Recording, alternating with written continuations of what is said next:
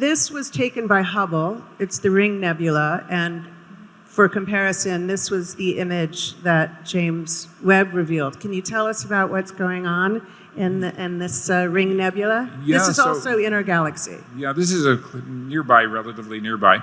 It is a star that is at the end of its life, and it is spitting out layers of, it has episodes of spitting up. So it sends out shells of material, and they're not exactly spherical. You know, astronomers can calculate spheres. We can't actually calculate this. So that's one of the reasons it's so beautiful.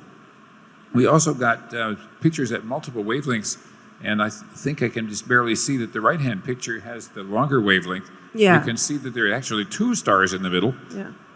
and you couldn't even see that before. The star that you can now see that you couldn't see before is hidden in its own dust cloud.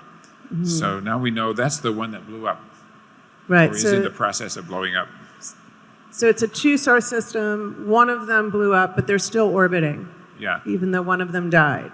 So this is not exactly what we think of as a supernova, where it is a catastrophic kind of explosion. This is more like what happens to small stars. They just, stuff comes out in shells. Mm-hmm.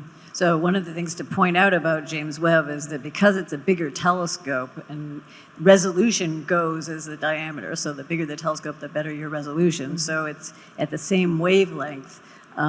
It can be factors of 3 or more better resolution than Hubble, which is it's really quite powerful, quite amazing. Somebody showed me that there is a little tiny detail in this Ring Nebula that was thought to be part of the nebula, but turns out to be a distant galaxy.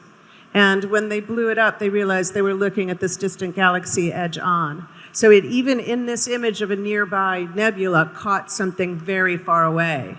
Yeah, and what was interesting was it was pointing right at the center. So there were people in the group who felt sure that it was radiating out from the center of the object, but turned out to be a distant galaxy. Turned out to be a distant galaxy.